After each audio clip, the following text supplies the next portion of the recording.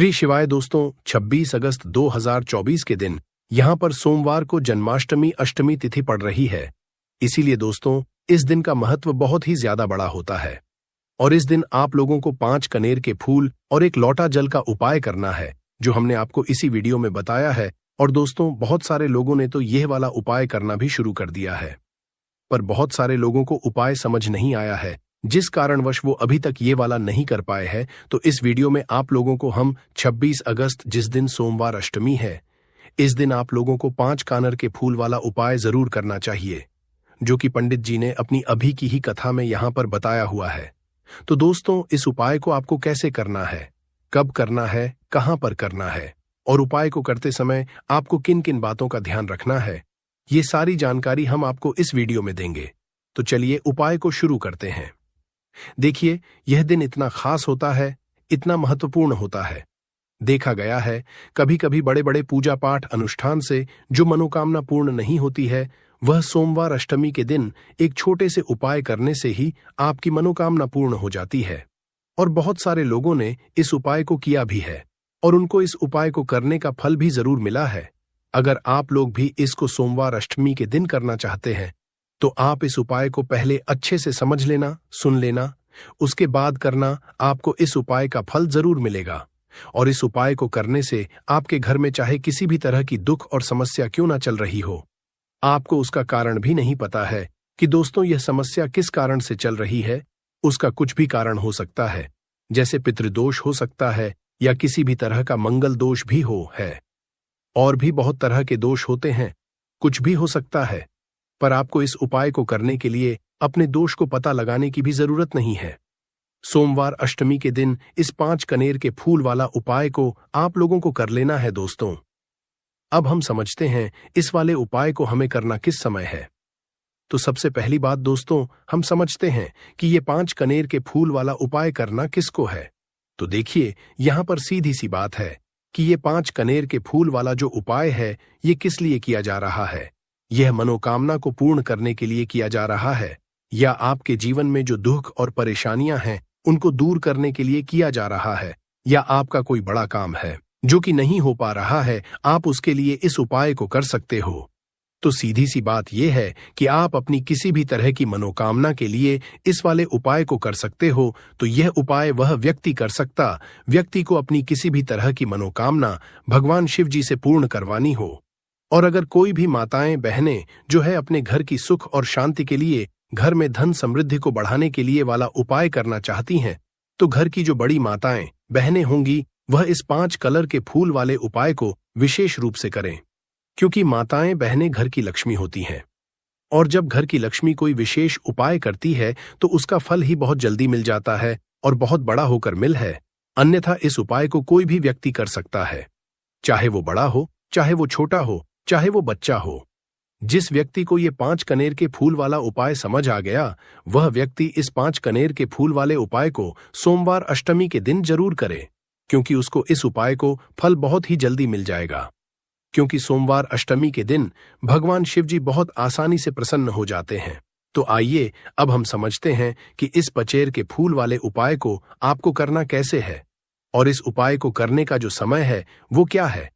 तो देखिए इस सोमवार अष्टमी के दिन किए जाने वाले ये 5 कनेर के फूल वाला जो उपाय है, यह मुख्य रूप से सुबह के समय होगा। किस समय होगा? सुबह के समय होगा। आपको कोशिश यही करनी है कि सुबह के समय हम इस 5 कनेर के फूल वाला उपाय को कर लें। पर किसी कारणवश अगर आप सुबह इस उपाय को न कर पाओ, कहीं काम से जाना हो या किसी और काम की वजह से आप उपाय को न कर पाओ, तो आपके पास फिर दूसरा मौका रहेगा, जो कि शाम के समय का रहेगा, प्रदोष काल का रहेगा।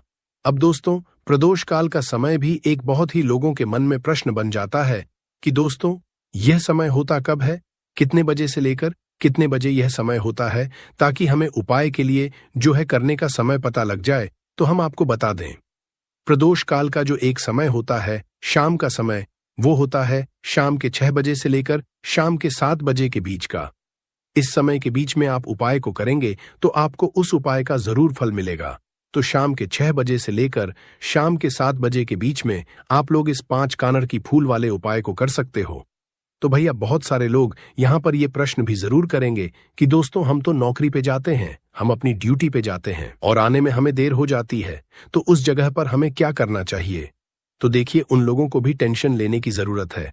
अगर आप लोग इस उपाय को शाम के समय प्रदोष काल में कर रहे हैं और अगर आप आने में देरी भी हो जाती है, आपको आने में 7 बजे तक आप नहीं पहुंच पाते हो, तो दोस्तों आप 7 या रात 8 बजे तक भी अगर उपाय को करोगे तो भी चल जाएगा। और अगर इससे भी थोड़ा देर हो जाती तो भी आप उपाय को कर सकते हो, क्योंकि सोमवार अष्टमी का दिन है। यह दिन बहुत ही कम आता है पूरे साल भर में, इसलिए जब आपको मकान मिल जाए, जब आप इस उपाय को जरूर कर लेना। कोई भी उपाय हो आप कभी भी कर सकते हो। सोमवार अष्टमी के दिन बस कोशिश करना कि समय के थोड़ा अंतर्गत ही कर लो, पर किसी कारणवश अगर ना कर पाओ तो फिर आप थोड़ा देरी से भी कर सकते हो। आपको उपाय का फल जरूर मिलेगा, क्योंकि भगवान शिव बहुत ज्यादा प्रसन्न होते हैं सभी भक्त गणों से जो उनको प्रसन्न करते हैं। तो अब हम यहां पर समझते हैं कि आपको उपाय कैसे करना है। सबसे पहली चीज दोस्तों ये जो है, ये 5 कनेर के फूल वाला उपाय है। तो सीधी सी बात है, इस उपाय में हमें 5 कनेर के फूल तो लेने ही लेने पड़ेंगे। अब यहां पर एक सबसे बड़ी गलती होती है जो कि आप उपाय में करते हो और आपको पता भी नहीं लगता है, जो कि हम आपको बताते हैं। देखिए, जो आप 5 कनेर के फूल लेकर आओगे, सबसे पहले तो कनेर का फूल आप लोगों को पता होगा कि कैसा होता है। हम आपको जब भी बता देते हैं, कनेर के फूल वो होते हैं जो कि पीले कलर के होते हैं, लंबे लंबे से होते हैं। आप लोगों ने देखे भी होंगे, आप लोगों ने जो थंबनेल में फूल देखा हुआ था वही कनेर का फूल होता है। तो आप लोगों को वैसे ही 5 कनेर के फूल लेकर आने हैं। ये कनेर के फूल आप लोगों को बहुत आसानी से मिल जाते हैं। बस आपको इसका पेड़ ढूंढना होता है और बहुत सारे फूल उसमें लगे हुए होते हैं, कुछ भी कमी नहीं होती है। बस दोस्तों आपको यहां पर ध्यान इस बात का रखना है कि अगर ये 5 कनेर के फूल जो है, फूल का पेड़ जो है कहीं बाहर लगा हुआ है, वो किसी के अंडर में नहीं लगा हुआ है, किसी का वो पेड़ नहीं है, तो आप बिना पूछे जो है वह कनेर के फूल तोड़कर ला सकते हो। पर अगर कोई सा कनेर का पेड़ किसी के घर के अंदर लगा हुआ है और आपको वह कनेर के फूल उसके घर के अंदर से चाहिए, तो दोस्तों उससे पहले पूछना कि दोस्तों हम जो है आपके पेड़ में से 5 कनेर के फूल ले लें या कनेर के फूल ले लें। दोस्तों पहले उससे पूछना, क्योंकि ये वाले जो 5 के फूल आप लोग ले रहे हो, ये उपाय के लिए ले रहे हो, और भगवान शिव जी को उपाय जब हम करते हैं तो दोस्तों पूर्ण रूप से जो है हम पूरे विधि विधान से करते हैं। तो इसीलिए अगर आप किसी के घर में के अंदर जो पेड़ लगा हुआ है कनेर का, उस पेड़ से अगर ये फूल ले रहे हो, तो दोस्तों पहले उस घर के मुखिया से पूछ लेना कि हम आपके पेड़ से कनेर के फूल ले लें। अगर वो हां कह देता है तो दोस्तों उसके बाद आप उसके पेड़ से 5 कनेर के फूल ले लेना। कोई कनेर का पेड़ जो है ऐसे ही बाहर लगा हुआ है, खुले में लगा हुआ है, उस पर किसी का भी कब्जा नहीं है, तो वो आप जो है बिना पूछे भी उस पेड़ में से तोड़ सकते हो। पर किसी के घर के अंदर लगा हुआ है तो उससे सकर ही 5 कनेर के फूल उसके पेड़ में से लेना। अब आपके पास 5 कनेर के फूल भी आ चुके हैं। अब दोस्तों कनेर के फूल के साथ में क्या हमें सीधा उपाय करना है या कुछ सामग्री भी लेकर जाना है?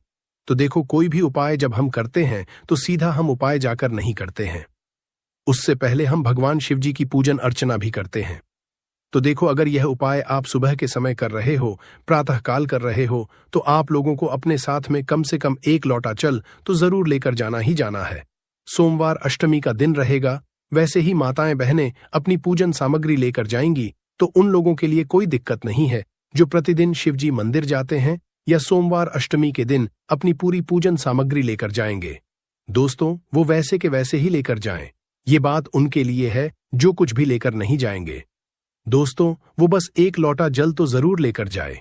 अगर वह इस उपाय को 5 कनेर के फूल वाले उपाय को कर रहे हैं, उसी के बाद में दोस्तों शाम के समय की बात करें तो दोस्तों शाम के समय अगर आप लोग इस 5 कनेर के फूल वाले उपाय को कर रहे हो तो अपने साथ में एक गोल बाती का घी का दीप जरूर लेकर जाना। जो घी का दीपक लोगे वो आटे का होना चाहिए। आटे का होने के साथ में उसके अंदर गोल बाती रखा आएगी। वो गोल बाती आप अपने हाथों से बनाओगे तो ज्यादा बेहतर होगा। साथ ही में उस दीपक के अंदर जो चीज डलेगी वो डालेगी शुद्ध देसी गाय का घी। उसके अंदर शुद्ध देसी गाय का घी ही डालना, ना भैंस का डालना, ना मिलावटी बाजार का घी डालना। इस बात का भी आप लोग ध्यान रखना। अगर आपको उपाय का फल चाहिए तो दोस्तों करना क्या है, देखो, सुबह अगर उपाय कर रहे हो ना, तो अगर 12 बजे तक भी उपाय करोगे तो भी कोई दिक्कत वाली बात नहीं है, कर सकते हो। सोमवार अष्टमी का दिन बार बार नहीं आता है। आपको पहुंचना है सबसे पहले तो अपने घर के पास में जो शिव मंदिर हो, शिवालय हो, जहां पर शिवलिंग विराजित हो, वहां पर आप लोगों को पहुंच जाना है। अब वहां पर पहुंच करके सीधा हमें जाकर उपाय करने लग जाना है। नहीं, आपको पहले अपना शिव जी के मंदिर के अंदर करना है, भगवान शिव जी के दर्शन करना है। पहले आपको अपनी अपनी पूजन अर्चना करनी है, जैसे कि एक लोटा जल जो लेकर गए हैं दोस्तों, वो एक लोटा जल चढ़ा दें।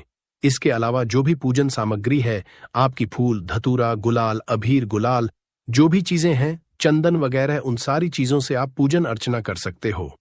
पर जो उपाय के 5 कनेर के फूल हैं, वो आप अलग ही रखना, वो उपाय के समय ही हमें निकालने हैं।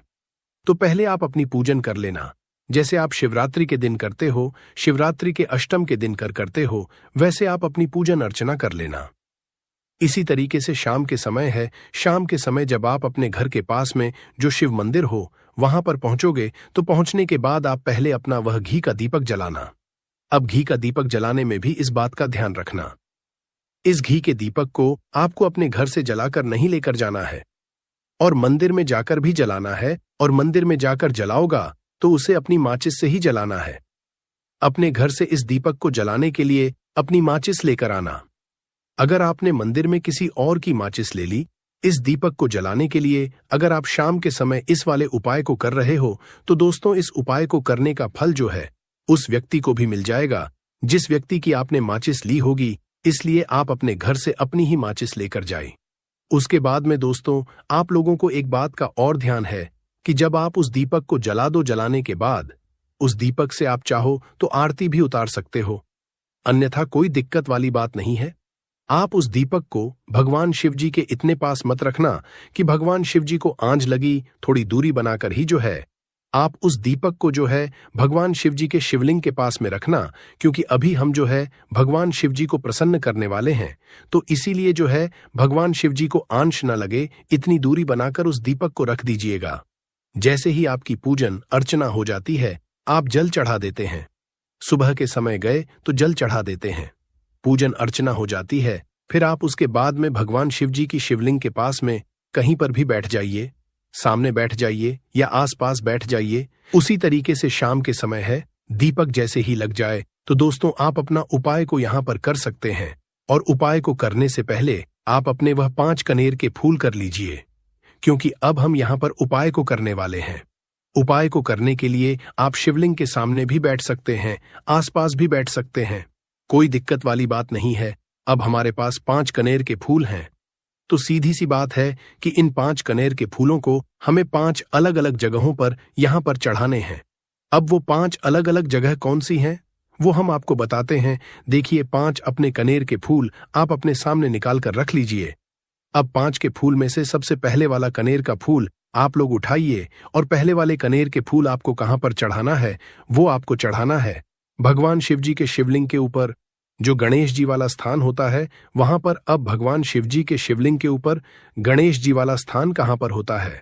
भगवान शिव जी की शिवलिंग होती है, शिवलिंग की जलाधारी होती है। जलाधारी का जो राइट हैंड साइड होगा, मतलब शिवलिंग की तरफ से खड़े होकर देखना कि भगवान शिव जी का सीधा हाथ कौन सा है, राइट हैंड साइड कौन सा है। राइट हैंड साइड पर आपको ये पहले नंबर का कनेर का फूल समर्पित करना है, और जो फूल का खिला हुआ भाग होगा ना, वो शिवलिंग की तरफ करके ही आप लोग जो है इस पहले नंबर के फूल को भगवान गणेश जी वाले स्थान पर समर्पित करना, जलाधारी के राइट हैंड साइड पर। अब दोस्तों निकाल लेना अपना दूसरे नंबर का कनेर का फूल। अब दूसरे नंबर के कनेर के फूल को आपको कहां पर समर्पित करना है, या आपको समर्पित करना है भगवान कार्तिकेय जी वाले स्थान पर। अब गणेश जी स्थान राइट हैंड साइड पर होता है, तो कार्तिकेय जी वाला स्थान लेफ्ट हैंड साइड पे होता है, जलाधारी के ऊपर है। तो जलाधारी के ऊपर जो लेफ्ट हैंड साइड का जो हिस्सा है, वहां पर कार्तिकेय जी के स्थान है। तो इस दूसरे नंबर के फूल को आप वहां पर समर्पित कर देना और भगवान से प्रार्थना कर लेना, और फूल का खिला हुआ भाग शिवलिंग की तरफ ही होना चाहिए। अब बात आती है तीसरे कनेर के फूल की, तो तीसरे कनेर के फूल को भी लेना है, और इस तीसरे कनेर के फूल को आपको माता अशोक चंद्र जी वाले स्थान पर समर्पित करना है। अब ये माता अशोक सिंद्र जी का स्थान कहां पर होता है दोस्तों? ये जो स्थान होता है ये जलाधारी के बिल्कुल बीचों बीच में होता है। आपने पहला फूल भगवान गणेश जी वाले स्थान पर चढ़ाया, दूसरा फूल कार्तिकी जी वाले स्थान पर चढ़ाया। अब ये तीसरा फूल जो है इन दोनों फूलों के बीचों बीच चढ़ेगा, मतलब जहां पर माता अशोक सुंदर जी स्थान होता है, खिला हुआ भाग शिवलिंग की तरफ करके ही जो है इस तीसरे नंबर के फूल को आप समर्पित कर देना माता असक चंडी वाले स्थान पर। अब बात आती है चौथे नंबर के फूल की। तो दोस्तों, जो चौथे नंबर का फूल होगा ये आप लोगों को कहां पर समर्पित करना है? ये आप लोगों को समर्पित करना है भगवान शिवाजी की शिवलिंग के ऊपर जो एक पात्र टंगा हुआ होता है जिससे बूंद बूंद करके जल टपकता है, जिसके अंदर शिवजी की 5 बेटियों का स्थान होता है, जया, विषहरा, शामली, बारी दोतली और देव। उस पात्र के अंदर जो है आप लोगों को क्या करना है? ये चौथे नंबर के फूल को समर्पित करना है। अगर किसी कारणवश आपका वह पात्र जो है शिवलिंग के ऊपर जो पात्र होता है जिससे बूंद बूंद करके जल टपकता है वह पात्र उपस्थित ना हो, तो आपको क्या करना है कि शिवजी की 5 बेटियों का नाम लेकर, जया, विषहरा और देव का नाम लेकर जो है इस चौथे नंबर के फूल को आपको जलाधारी के ऊपर ही कटी शिवलिंग का जो कटी भाग होता है, मतलब जलाधारी के ऊपर ही जो भाग होता है वहां पर समर्पित कर देना इस चौथे नंबर के फूल को। उसके बाद में दोस्तों बात करते हैं आखिरी नंबर के 5वें नंबर के फूल को, जो कि आखिरी फूल है हमारा। इस 5वें नंबर के फूल को आपको क्या करना है? अगर आपके मतलब जिस मंदिर में आप गए हो पर अगर त्रिशूल लगा हुआ है तो दोस्तों त्रिशूल का एक मध्य भाग होगा जहां से वो त्रिशूल के तीनों भाग निकले हुए होंगे, तो आपको वो त्रिशूल का एक मध्य भाग देख लेना है। उस मध्य भाग पर आपको इस 5वें नंबर के कनेर के फूल को छुआ है, स्पर्श कराना है और स्पर्श कराने के बाद इस 5वें नंबर के फूल को आपको क्या करना है? भगवान शिव जी की शिवलिंग के ऊपर समर्पित कर देना है। अब दोस्तों, अगर वह मतलब जो है त्रिशूल ना भी हो आपके मंदिर में उपस्थित, तो आप सीधा सीधा ये जो 5वें नंबर का कनेर का फूल है या भगवान शिव जी की शिवलिंग के ऊपर समर्पित कर देना। बस ध्यान इस बात का रखना कि जो खिला हुआ भाग है फूल का वो सामने की तरफ होना चाहिए, जलाधारी की तरफ होना चाहिए, और डंडी का जो भाग है वो शिवलिंग के पीछे की तरफ होना चाहिए। फूल की तो इस बात का आप लोगों को ध्यान रखना है, जैसे ही आप लोग को ये 5 फूल समर्पित कर दे देते हैं, वहीं पर भगवान शिव जी के शिवलिंग पास में बैठकर जो है हाथ जोड़कर विनती कर कर अपनी वह मनोकामना बोलना।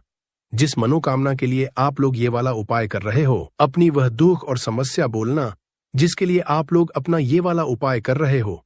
अपनी किसी भी एक मनोकामना के लिए ये वाला उपाय करना। 2-3 मनोकामना एक साथ मत बोलना, कोई भी एक मनोकामना बोल देना। अपने 5वें नंबर के फूल को चढ़ाने के बाद और चढ़ा दो तो दोस्तों 2 मिनट भगवान शिव जी के का जाप कर लेना। उसके साथ में दोस्तों आपका ये उपाय यहाँ पर पूर्ण हो जाता है और आप अब भगवान शिवाजी के दर्शन करके उनको धोख देकर अपने घर पर वापस जा सकते हो। लेकिन ये उपाय तब तक पूरा नहीं होगा जब तक 1 लोटा जल का उपाय नहीं करते। तो चलिए वो भी बता देते हैं। जन्माष्टमी की रात 1 लोटा जल इस जगह रख देना। 7 पुश्तों तक इतना पैसा बरसेगा कि संभाल नहीं पाओगे। दोस्तों, पानी में एक ऐसी दिव्य शक्ति होती है जिससे आपकी प्यास बुझती है। एवं अगर आपने पानी के बारे में संपूर्ण जानकारी हासिल कर ली और सही तरीके की जानकारी हासिल कर ली, तो इसके इस्तेमाल से आप अपना रुका हुआ काम बनवा सकते हैं। अगर आपका शत्रु आपके पीछे पड़ा हुआ है, आपका रुका काम बन घर में पैसे आने का मार्ग बंद हो गया है, गरीबी दरिद्रता आपका पीछा नहीं छोड़ रही है, और आपने अगर पानी का सही रूप से इस्तेमाल करना सीख लिया, जान लिया, जो आपको इस वीडियो में जानने को मिलने जा रहा है, और जो आखिरी उपाय है वो सबसे शक्तिशाली है, जिससे आपके सारे काम बन जाएंगे। गरीबी दरिद्रता आपसे दूर चली जाएगी, आपके घर में पैसे आने के मार्ग खुल जाएंगे, आपको लक्ष्मी माता का आशीर्वाद मिलेगा। भगवान भोलेनाथ के आशीर्वाद से आप अपने जीवन में बहुत अधिक कामयाबी करेंगे। दोस्तों, आपका एक बात जानना बहुत ज्यादा जरूरी है।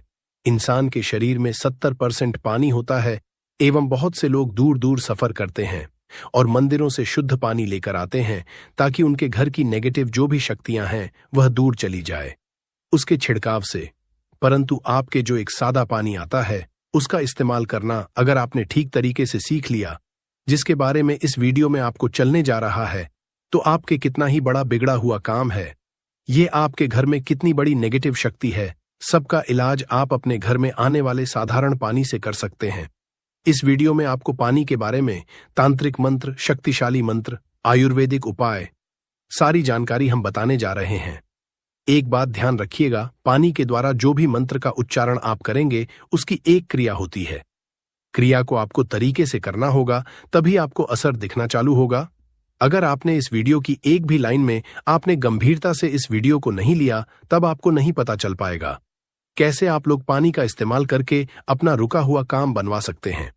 जो भी जानकारी आपको देने जा रहे हैं, उसके पहले ही हम आपको जानकारी एक और दें कि इस वीडियो को देखने के बाद आपका रुपया का खर्चा नहीं होगा, परंतु आप लाखों रुपए का लाभ पा सकते हैं।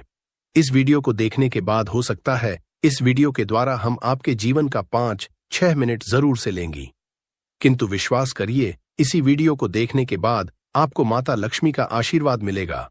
भगवान भोलेनाथ का हाथ आपके सर पर हो जाएगा। गरीबी, दरिद्रता आपके जीवन से दूर चली जाएगी। धन आने का मार्ग चालू हो जाएगा एवं भाग्य का साथ को मिलेगा। सुख समृद्धि आपके घर पे जरूर आएगी। दोस्तों, पानी एक ऐसी चीज है जिसके लिए इंसान कुछ भी कर सकता है। दोस्तों, अगर एक व्यक्ति को एक दिन भी पानी ना दिया जाए और उसके बदले में उससे कुछ भी मांगा जाए, वो सब कुछ निछावर कर देगा।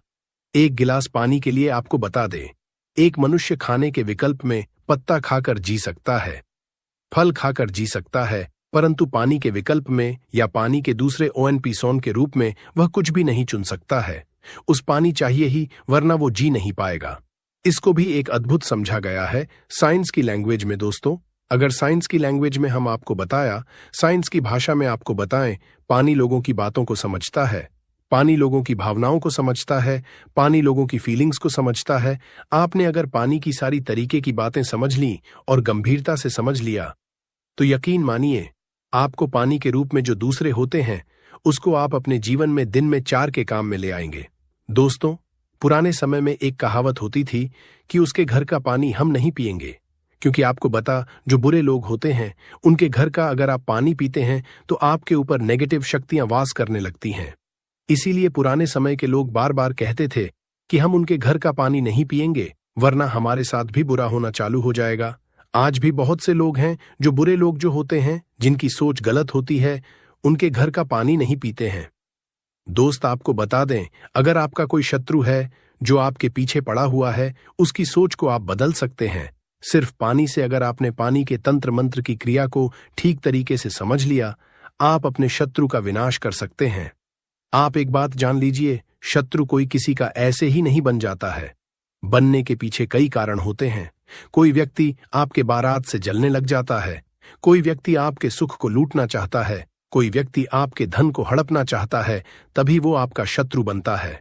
शत्रु होने की वजह से आपका जीवन बहुत हद तक परेशानियों से भर जाता है।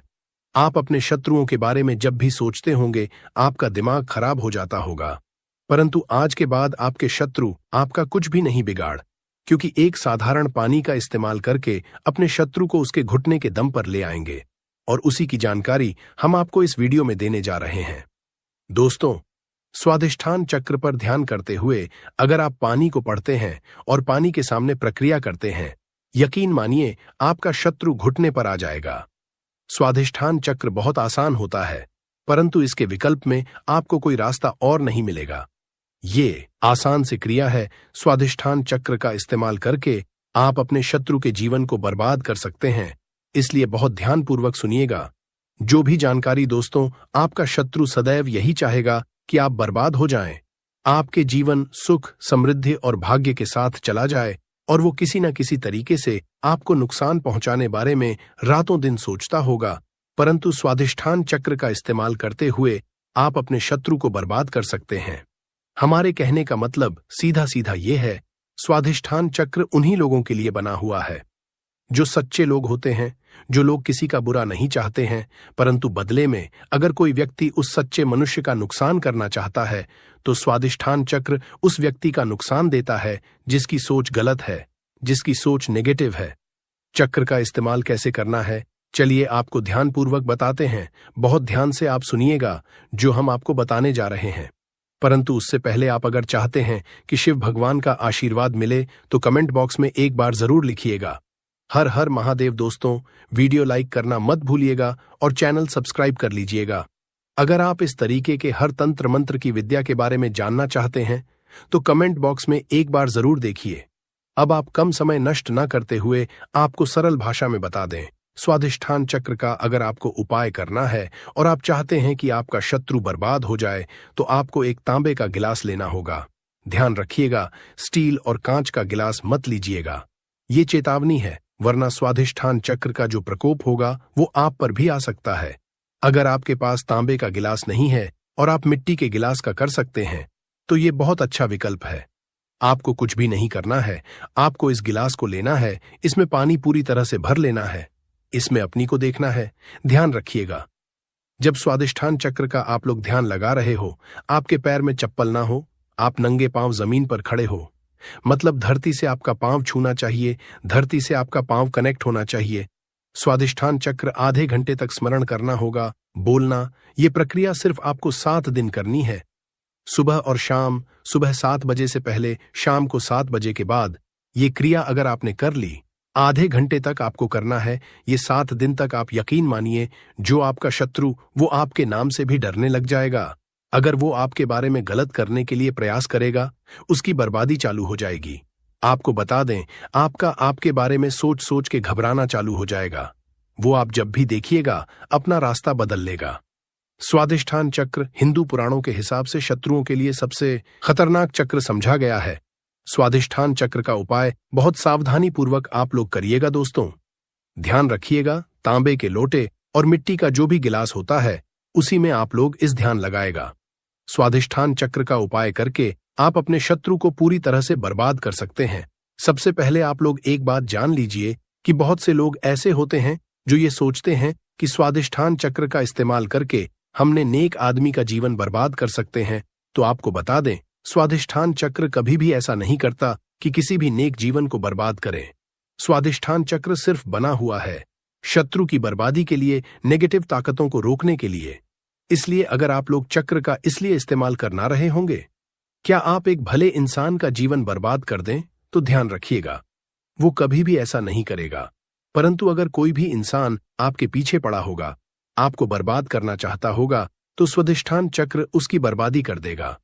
दोस्तों, अब आपको जो हम बताने जा रहे हैं वो बहुत ध्यानपूर्वक सुनिएगा, क्योंकि अगर आप लोग कर्जे से परेशान चल रहे हैं, आपके घर में पैसे स्रोत बंद हो गया है, आप लोग बहुत ज्यादा तंग आ चुके हैं, कैसे आप अपने आगे बढ़ाया जाए, तो इसके लिए आपको एक मंत्र का जाप करना होगा, जिसके बारे में अब आपको हम बताने जा रहे हैं।